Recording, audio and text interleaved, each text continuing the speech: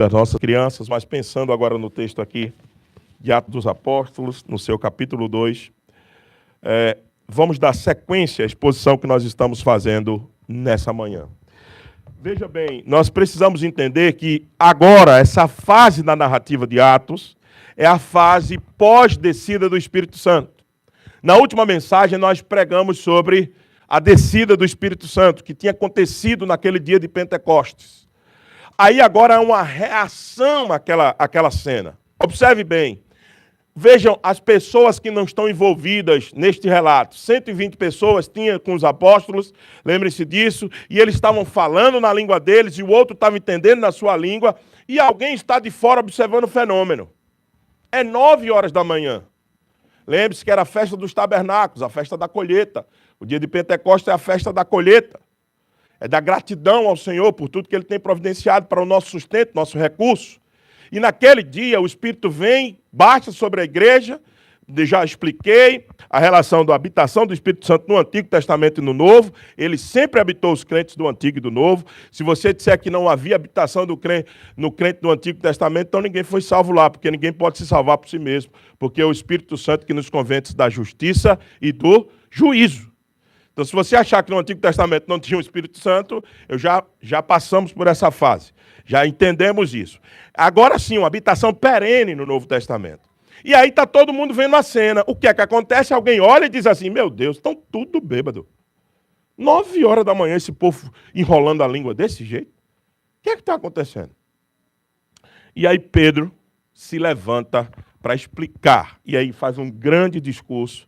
Alguém chama isso de pregação, e eu não teria dificuldade de achar que isso é uma pregação do apóstolo Pedro, porque ela tem introdução para contextualizar a cena, ela tem exposição do evangelho e ela tem aplicação. Arrependam-se e creiam no evangelho. Então eu não tenho dificuldade de achar que isso é uma pregação de Pedro. Mas você pode considerar uma pregação ou discurso, pouco importa agora. Mas para a nossa ideia aqui é que a centralidade desse discurso, dessa pregação, é para mostrar claramente que o que está acontecendo não é obra de homem nenhum. É obra do Espírito Santo, mas sobretudo para exaltar uma única pessoa.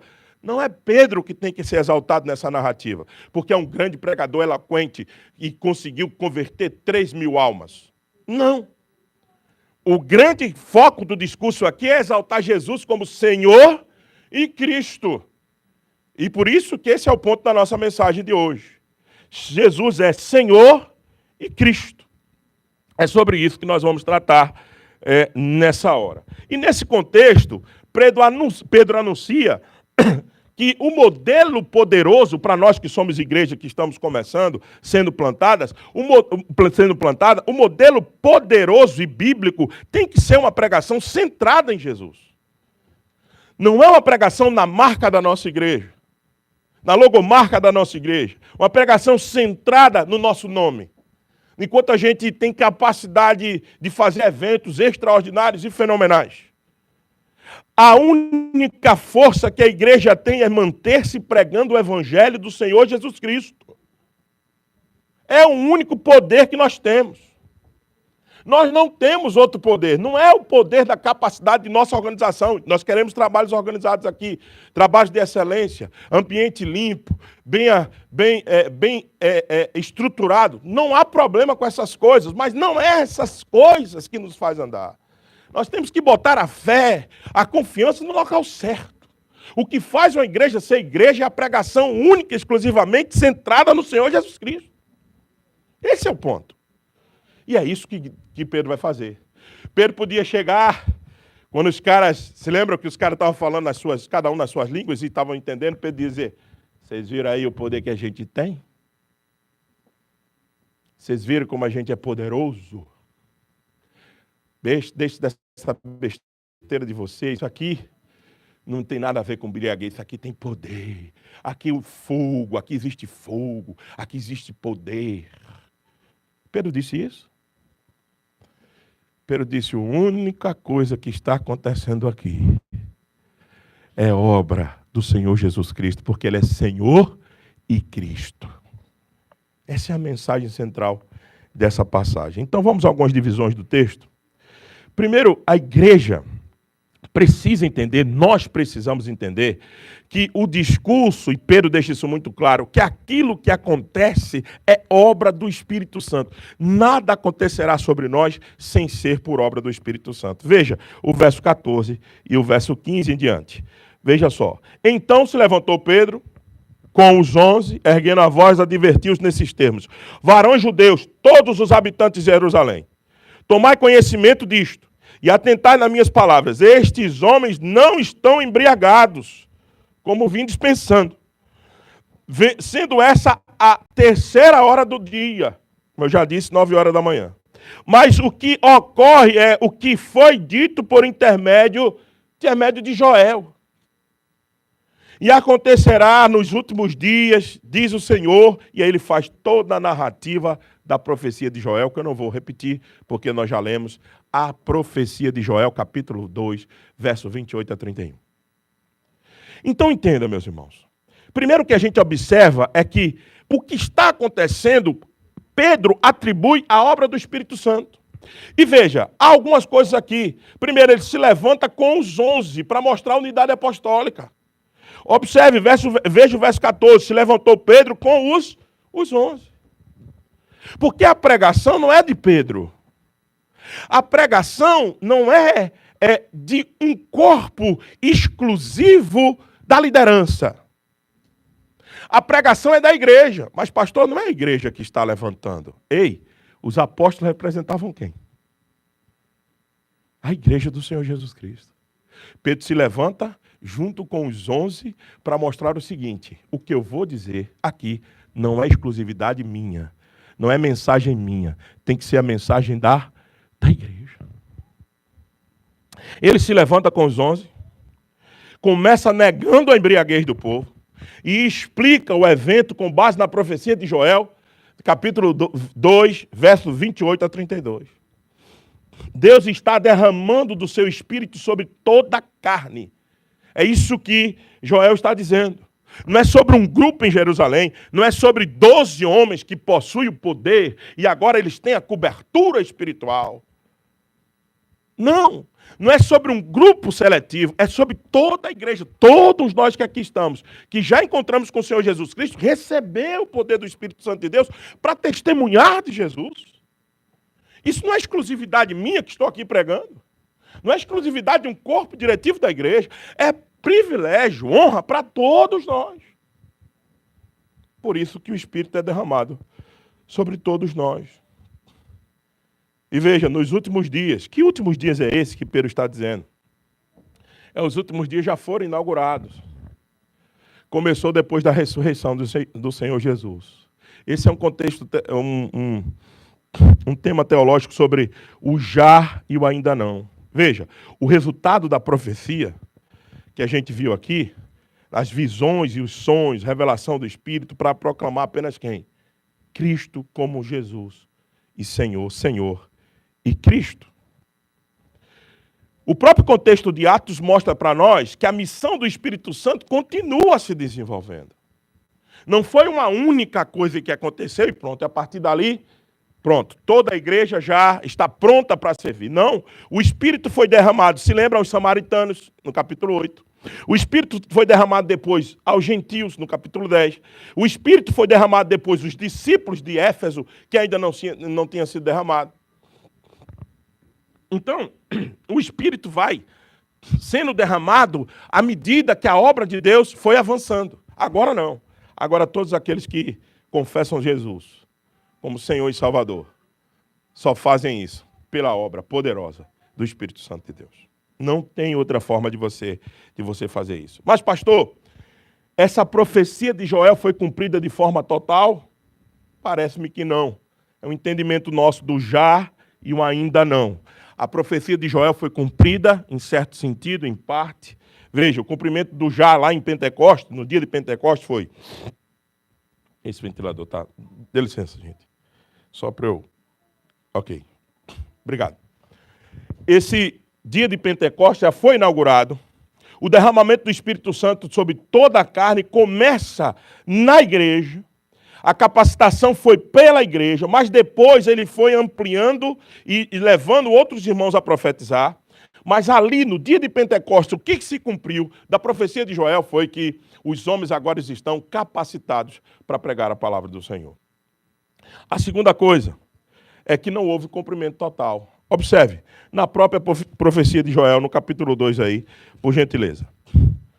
Mostrarei, verso 19, prodígios em cima no céu e sinais embaixo na terra, sangue, fogo e vapor de fumaça. Isso a gente ainda não viu. O sol se converterá em trevas, a gente não viu isso. E a lua em sangue, antes que venha um grande e glorioso dia do Senhor. Qual é o dia do Senhor? A segunda vinda. E acontecerá que todo aquele que invocar o nome do Senhor será o quê? Salvo. Então entenda. O que acontece não é totalmente o cumprimento da profecia de Joel, mas é o cumprimento de uma parte da profecia e depois a outra ainda vai se cumprir. Mas Pedro já coloca tudo aqui, porque os dias do fim já começou. Nós já estamos nos últimos dias. Depois que Jesus ressuscitou, agora nós só temos uma última perna. Última perna da jornada. Qual é a última perna da jornada? Até a volta dele. Nós estamos indo para lá. Nós estamos caminhando para lá. Então, e por que isso é importante perceber? Porque nós sempre estamos, meus irmãos, entre o já e o ainda não. Já estamos salvos, mas não completamente salvos. Já podemos vencer o pecado, mas nós totalmente não podemos ainda vencê-lo aqui. Então, essa coisa do já e do ainda não, mas a obra do Espírito Santo em nós pode nos capacitar a continuar proclamando o Evangelho, mesmo entre o já e o ainda não. Mesmo já tendo o poder de Deus em nós, mas não todo completamente. Mas nessa condição de já e ainda não, é isso que Pedro está dizendo aqui. Vocês podem continuar fazendo a obra, porque a obra, esse efeito dessa obra não foi homens embriagados, mas foi homens cheios do Espírito Santo de Deus. Então, qual é a aplicação desse ponto? Veja, eu acho interessante demais isso. Pedro vai explicar o mover do Espírito, e a gente tem visto nos nossos dias alguém explicando sobre o mover do Espírito Santo, e as pessoas dizem assim, não tem como explicar, pastor. É algo maior do que nós. É sobrenatural. Eu não sei, eu apenas sinto. Eu apenas me arrepio. E começam a atribuir coisas ao Espírito Santo que não é do Espírito Santo. Pedro foi explicar a obra do Espírito Santo com o quê? Com o sentimento dele. Com aquilo que ele viu. Não, ele voltou para onde? Para as Escrituras, procurou a promessa de Joel e disse, meus irmãos, o que está se cumprindo aqui é as Escrituras, é a palavra do Senhor. Então, quando o Espírito faz as suas obras gloriosas e poderosas, não é porque a gente não tem como explicar, a gente explica pelas Escrituras. A igreja viva, missional, interpreta as suas experiências espirituais à luz da palavra de Deus. Uma igreja madura sabe dizer o que está acontecendo. Uma igreja que não é movida pelo sentimentalismo barato e apenas um emocionalismo exacerbado, ela sabe, uma igreja que não é assim, ela sabe explicar o que está acontecendo no meio dela. E geralmente ela atribui isso à obra ao Espírito Santo de Deus. E na palavra sempre a gente teve base para explicar o que acontece. Interessante o que o apóstolo Pedro faz aqui. Ele não explica para nós assim, olha, não sei o que aconteceu não. Foi um negócio tão gostoso, foi um negócio assim, maravilhoso. E foi mesmo.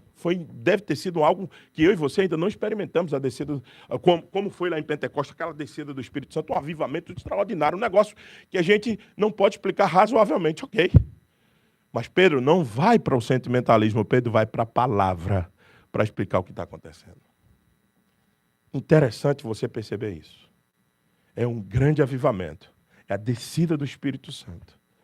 Mas Pedro explica na palavra de Deus. Segundo ponto.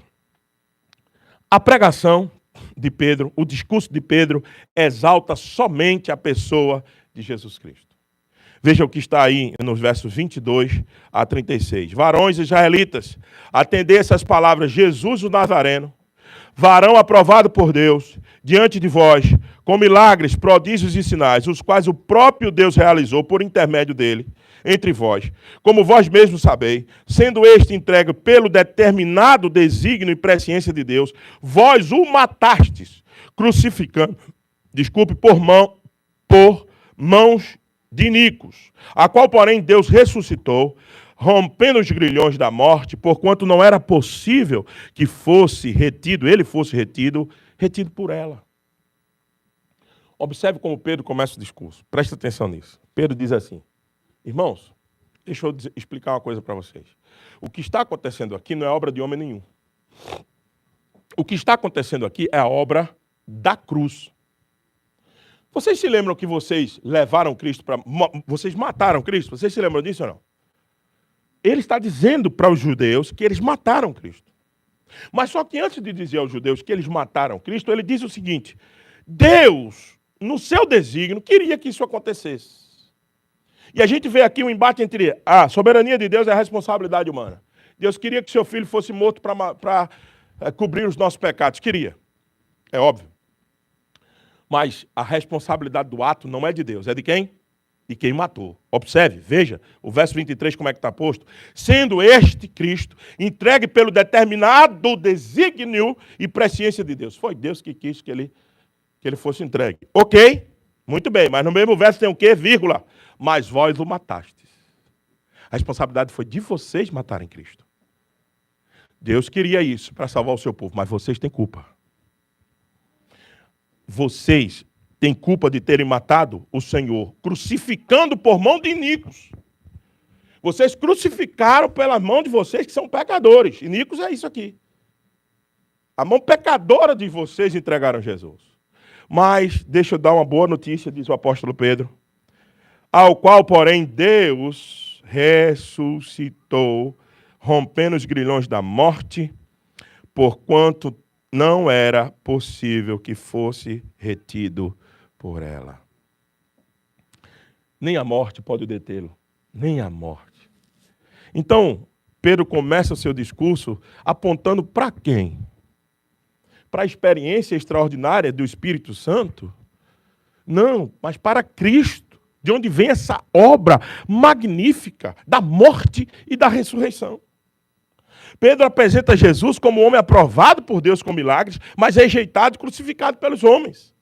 Contudo, foi impossível que fosse retido pela morte. A ressurreição é o centro dessa mensagem de Pedro. É o centro da mensagem da igreja. É o centro da nossa pregação. Meus irmãos, todo domingo a gente tem que passar pela cruz. Todo domingo nós temos que passar pela cruz. Porque essa é a mensagem central da igreja.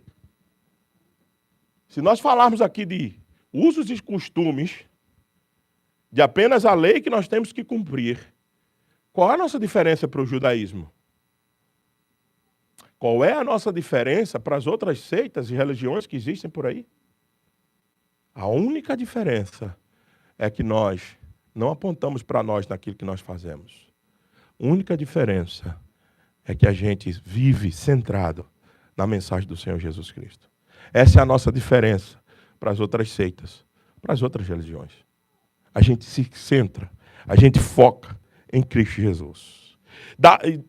Pedro cita Davi no Salmo 16 e Salmo 110. Isso aqui é outra coisa extraordinária.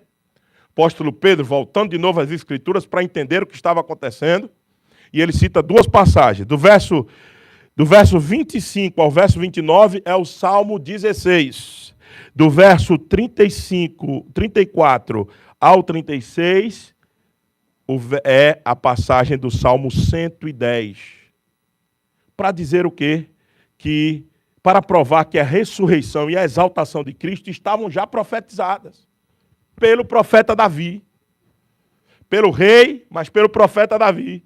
Davi escreveu teologia. Davi escreveu cânticos. Era um salmo, era um saltério, mas cânticos cheios de teologia. Cânticos que apontavam para Cristo Jesus. E é por isso que Pedro, no seu grande discurso, seu grande sermão, pode citar Salmo 16, Salmo 110. E a melhor coisa que acontece é quando alguém da própria Escritura, sob inspiração divina, nos ensina a interpretar o texto. Quantas as vezes nós lemos o Salmo 16 e o Salmo 110 e não tínhamos a compreensão de Pedro. Pastor, então por que a gente deve ficar com a compreensão de Pedro? Pela simples razão que a gente entende que Pedro era inspirado. Estava inspirado pelo Espírito Santo de Deus para escrever a palavra do Senhor. Então prefira a interpretação de Pedro. E a interpretação de Pedro é dizendo o seguinte: porque a respeito dele, verso 25, diante de mim via sempre o Senhor, porque está à minha direita, para que eu não seja abalado. Quem está à direita? O Senhor Jesus Cristo. Davi já estava apontando para o Senhor Jesus Cristo. Veja agora outra citação cá embaixo, no verso 34. Disse o Senhor ao meu Senhor. Que coisa extraordinária. Disse o Senhor ao meu Senhor. Pedro está interpretando a narrativa de Davi. Veja, disse o Senhor ao meu Senhor, assenta à minha direita, até que eu ponha os teus inimigos por estrado dos teus pés. Davi, como é que Davi sabe desse diálogo entre o Senhor Deus e o Senhor Jesus Cristo? Que coisa extraordinária. Disse o Senhor ao meu Senhor, senta-te à minha direita, até que eu ponha por estrado dos teus pés todos os povos, todos os teus inimigos. Pedro está olhando para trás, interpretando as Escrituras para entender que Jesus Cristo é. Agora veja como é que ele fecha esse ponto. Esteja absolutamente certa, pois toda a casa de Israel, que a este Jesus que vós crucificastes, Deus o fez Senhor e Cristo. Por que pode ficar certa a casa de Israel? Por que eu e você podemos ficar certos? Porque tudo o que aconteceu na morte e na ressurreição foi predito há mais de 700, 800, 1000 anos atrás. Tudo o que aconteceu no tempo futuro já foi predito no passado. E é por isso que eu e você podemos ficar certos. Porque esses homens que escreveram as Escrituras atestaram que o cumprimento das profecias do Antigo Testamento tornaram mesmo Jesus Senhor e Cristo. A pergunta é: por que Senhor e Cristo? Por que não Cristo e Senhor? Porque a lógica natural e humana, a gente costuma dar primazia, louvor e glória a quem conquistou alguma coisa. A gente geralmente é assim. A pessoa passa no teste, a gente dá o grau, passa em todas as etapas, a gente dá de um mestrado, por exemplo, aí no final você recebe o grau de mestre. Você estuda o doutorado, no final você faz testes, você aplica e você cumpre todas as tarefas, no final você recebe o grau de doutor. Por que Cristo é diferente? Porque, entenda, na perspectiva divina, ele nunca deixou de ser Deus. Ele sempre foi Yahvé. É o Senhor do Antigo Testamento. É o Deus triuno, Pai, Filho e Espírito Santo. Ele nunca deixou de ser Senhor, mesmo encarnado. Tinha toda a autoridade sobre toda a carne, mesmo encarnado. Conhecia os pensamentos, mesmo encarnado. Curou pessoas, mesmo encarnado. Sabia o pensamento, sondava os corações, mesmo encarnado. Porque ele nunca deixou de ser Senhor. Sabe por quê? Porque se ele tivesse deixado de ser Senhor, nunca ele poderia ser o nosso Cristo. Porque para se qualificar para ir àquela cruz e pagar o preço dos nossos pecados, precisava de alguém que não pecasse. Precisava de alguém que não ferisse a lei de Deus. Como um homem poderia fazer isso? Como alguém poderia ser Cristo primeiro, para depois dizer, eu consegui, eu sou Senhor agora? Por isso que Pedro coloca as coisas no devido lugar. Primeiro ele é Senhor, para que ele possa ser Cristo. Jesus é Senhor e Cristo, absolutamente. Por isso que ele pode nos salvar, porque ele é Senhor. Por isso que ele pôde vencer a morte, porque ele é Senhor. Por isso que ele pagou o preço, levou na cruz o recibo da nossa dívida, encravou os nossos pecados lá, os nomes que eu disse para as crianças, é o meu, o seu, que está tudo lá na cruz, dizendo, está tudo pago aqui. Mas ele só pôde pagar essa dívida na cruz porque ele é Senhor. E aí ele pode agora ser o Cristo, o Salvador, o Messias, aquele que veio buscar e salvar o que se havia perdido. Então, meus irmãos, o foco central da pregação de Pedro é o Senhor Jesus como Senhor e Cristo. Por isso que o tema da nossa mensagem de hoje é Jesus, Senhor e Cristo. E veja, na história dos grandes avivamentos que aconteceram, nunca uma igreja experimentou um avivamento quando ela estava pregando outro tipo de mensagem. Nunca. Eu quero que se levante alguém que diga que um avivamento acontece sem a mensagem principal ser Jesus é Senhor e Cristo. Prove-me historicamente. Você não vai conseguir fazer isso.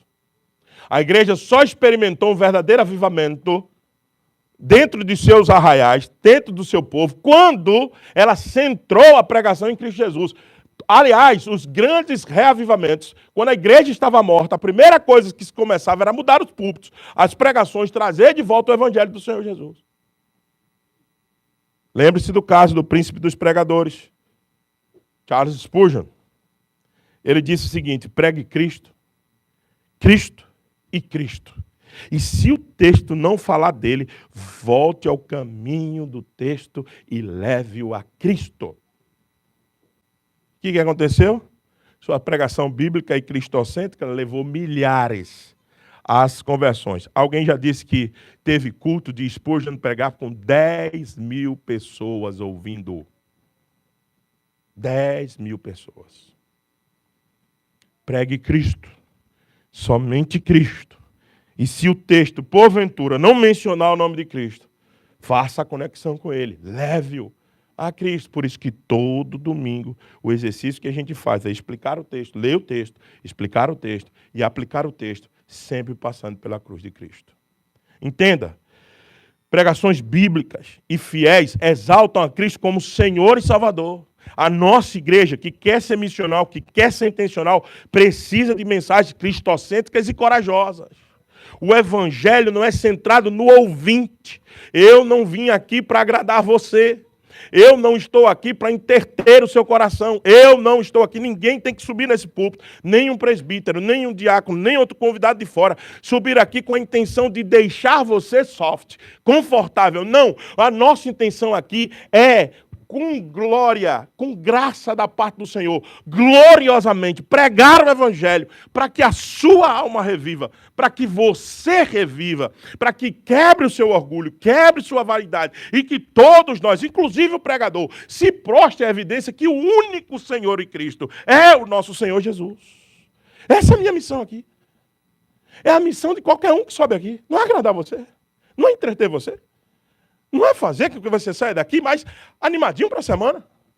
Eu quero que você saia daqui mais animado porque você tem um Salvador que pode suplantar toda a dificuldade da sua semana. Inclusive quando você tem trabalho ou não tem. Quando você tem schedule ou não tem. Porque Ele continuará sendo Senhor e Cristo da sua vida.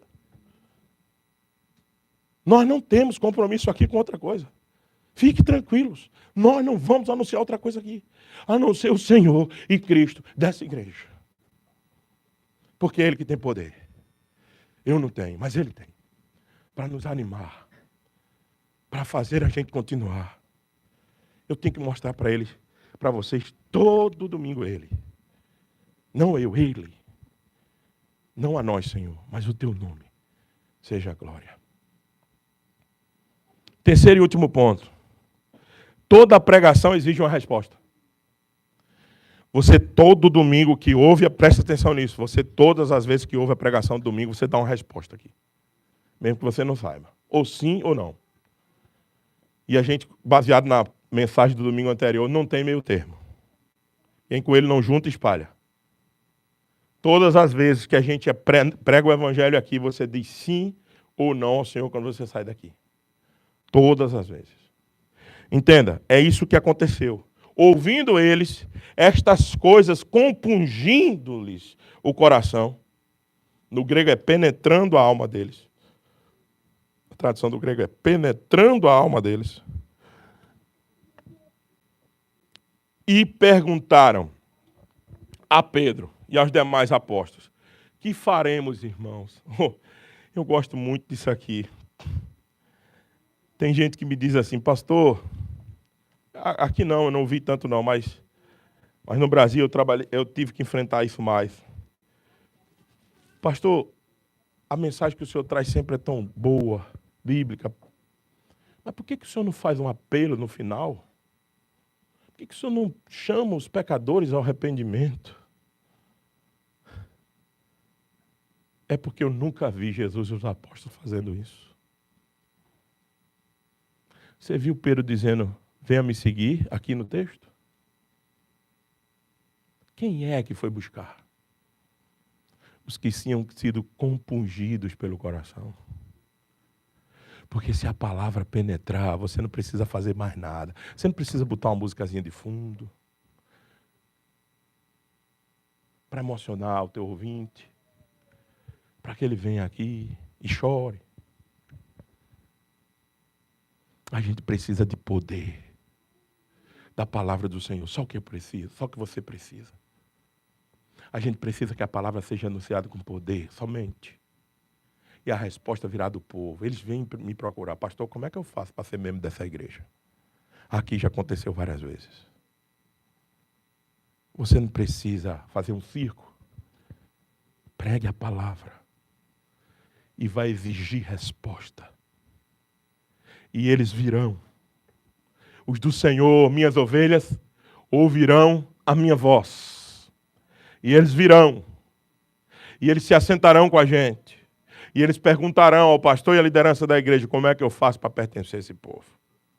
Aí nós vamos respondê-los, da maneira que o apóstolo Pedro disse, arrependei-vos. E cada um de vós seja batizado em nome do Senhor Jesus Cristo para a remissão dos vossos pecados e recebereis o dom do Espírito Santo. Pois para vós outros é a promessa, para vossos filhos e para todos os que ainda estão longe, isto é, para quantos o Senhor nosso Deus chamar. Quem é que chama? Não é o pecador, não é o pregador, é o Senhor nosso Deus. Pregue a palavra e exigirá a resposta de quem está ouvindo. Com muitas outras palavras deu testemunho e exortava dizendo, salvai-vos desta geração perversa. Então, os que lhe aceitaram a palavra foram batizados, havendo um acréscimo naquele dia de quase 3.000 pessoas. Oh, Senhor, tomara que o Senhor nos visitasse com essa mesma autoridade, mesmo poder, para que almas cada vez mais venham aos pés do Senhor Jesus. A gente não está brigando aqui para ser a maior igreja de Tampa. A gente não está brigando aqui para tomar membros de outras igrejas. A gente está brigando aqui contra as trevas. A gente quer alcançar aqueles perdidos. A gente quer alcançar quem ainda não encontrou com o Senhor Jesus Cristo. Esse é o objetivo dessa igreja. Esse tem que ser o nosso desejo. Esse tem que ser o nosso sonho, a nossa oração. Senhor, nos dá os perdidos. Senhor, nos mostra onde eles estão. Nós precisamos ir atrás deles. Nós precisamos buscá-los, meus irmãos. Então, não esqueça disso. A pregação, toda a pregação exige uma resposta. A ilustração bíblica para isso foi o caso de Filipe, se lembra? O eunuco estava no caminho de volta e lendo as escrituras no profeta Isaías 53. Você sabe o que tem em Isaías 53? Jesus é o Senhor e Cristo. A mesma coisa que Pedro estava anunciando. É a mensagem de Isaías 53. E o eunuco está lendo Isaías 53. E ele não entende. O Espírito pega Filipe, leva-o para perto do eunuco e Filipe faz a grande pergunta. Entendes o que lê? Aí o eunuco diz, como eu posso entender se não há quem me explique? E Filipe prega o evangelho. E a resposta do eunuco, ele de novo dizendo, não foi Filipe quem exigiu isso dele. Ele mesmo disse, Filipe, eu estou aqui Tu estás aqui, a água está ali, o que me impede de ser batizado? Lembra-se disso? O que me impede de ser batizado? Por que eu não posso participar desse reino? E Filipe vai e batiza o eunuco naquela mesma hora. Um homem lendo Isaías sem entender é abordado. O resultado é fé, batismo e alegria. Qual foi o resultado das 3.000 almas? Fé, batismo e alegria. A mesma coisa que a gente espera que aconteça conosco. Então, a verdadeira pregação, meus irmãos, confronta o pecador. Não alisa o pecador, convida o pecador ao arrependimento. Uma igreja viva chama as pessoas ao novo nascimento e aliança com Cristo. A particularização da gente como igreja sem uma conversão é apenas um institucionalismo vazio. A gente não quer ser apenas uma igreja particularizada, a gente quer ser igreja viva, de verdade. Não apenas uma instituição vazia e frívola que depende de coisas sociais para que ela exista. Não, a gente quer se envolver aqui pelo espiritual, pelo sobrenatural de Deus, guiando as nossas vidas para aquilo que Ele quer de nós. Para que a gente possa vencer a nós mesmos. Então, algumas aplicações finais para a gente encerrar. Primeiro, não queira o entretenimento. Nós, como igreja, não queremos entretenimento, coach, ou evangelho da prosperidade, ou coisa desse tipo. Nós não devemos querer isso, meus irmãos. Nós devemos querer o genuíno evangelho, o puro evangelho, o poder de Deus, para confrontar a gente, para fazer a gente nascer de novo, para endireitar nossas veredas, para colocar a gente no caminho da salvação, para deixar a gente sempre perto do nosso Senhor e Salvador Jesus Cristo. Evite. Pedro não ofereceu entretenimento, Pedro não ofereceu técnicas motivacionais, Pedro não surfou na onda do Espírito, viu aí como a gente é poderoso? Pedro não foi coach, e Pedro não pregou o evangelho centrado no homem, ele expôs as Escrituras, explicou a obra de Cristo e chamou todo mundo à conversão, todos à conversão. Hoje, muitas igrejas se afastaram desse modelo, substituíram a proclamação fiel por mensagens superficiais e moralistas. Ou é um legalismo, dizendo que você tem que fazer isso, usos e costumes, ou então aquela coisa superficial de triunfalismo barato, que você vai vencer, que amanhã vai ser o seu dia de sucesso, que blá, blá, blá, blá, blá, blá, e nada. Nós temos que voltar à autoridade das Escrituras. Temas de autoajuda não nos interessam. Com nenhuma referência bíblica sólida, não nos interessa. Pregações antropocêntricas, focadas no homem, não nos interessa. Focadas no nosso bem-estar, não nos interessa. O que só nos interessa é a glória do nosso Cristo, a exaltação do nosso Senhor. O que nos interessa é a sua palavra, somente ela.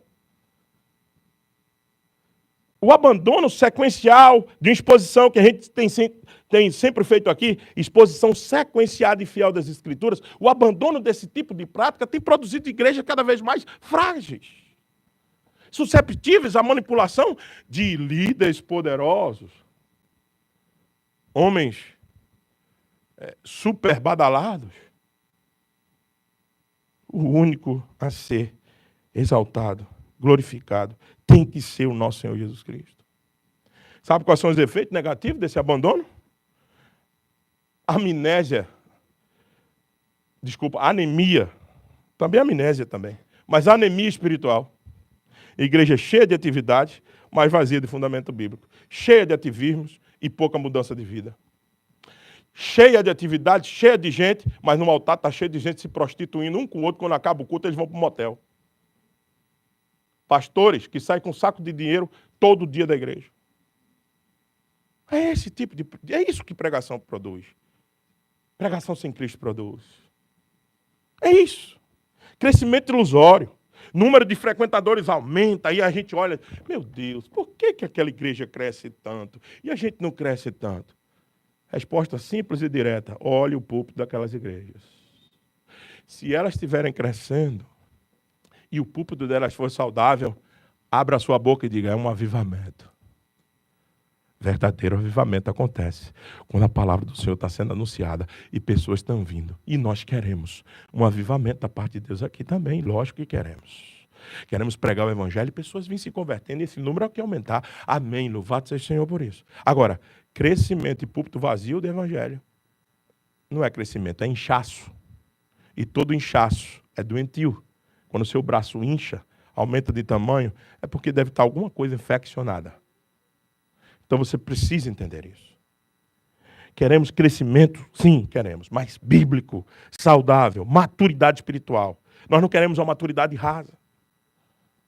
Que alguém diz alguma coisa para o outro e a gente fica em casa bicudo. Com mimimi, com tristeza, porque ninguém olhou para mim nem elogiou minha roupa. Nós não queremos isso, queremos uma igreja madura. Queremos alguém que a gente possa olhar e compartilhar sentimentos verdadeiros. Mesmo que às vezes isso tenha que exercitar a nossa paciência. Mas queremos relacionamentos mais profundos. E o que produziram? Desvio doutrinário. Foi essa produção, tem sido essa produção da igreja dos nossos dias. Críticas frágeis diante da perseguição, cristãos frágeis diante da perseguição. Deixa eu dizer uma coisa para você. Se viesse uma perseguição verdadeira mesmo, como já existiu no passado, meu irmão, minha irmã, eu temo que a gente não ficasse com 10% do que a gente tem hoje. Eu temo. Perseguição mesmo. Colocar você de conta a parede, sou nega a Cristo ou morre agora. Eu não sei quantos de nós ficaremos. Então por quê? Porque a gente dá entretenimento, porque muita gente tem dado entretenimento e a coisa não acontece. Segunda coisa, toda a igreja deveria ansiar por ver Jesus todos os domingos. Você tem que vir aqui querendo ver Jesus.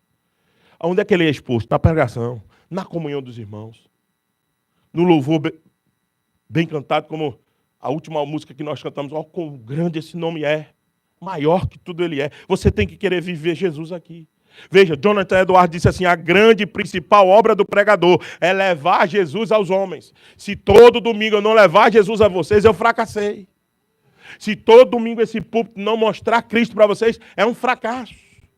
É só legalismo. É só arrotar, vomitar de conhecimento científico, filosófico e outra coisa mais. Mas não bíblico.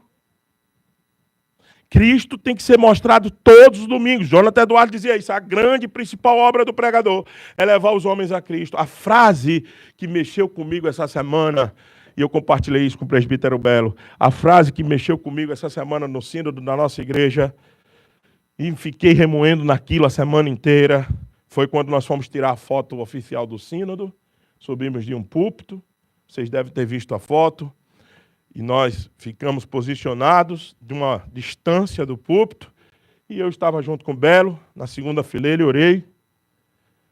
Estava lá a frase no púlpito. Voltado para cá, a igreja não está vendo. Voltado para cá. Sir, I wish to see Jesus.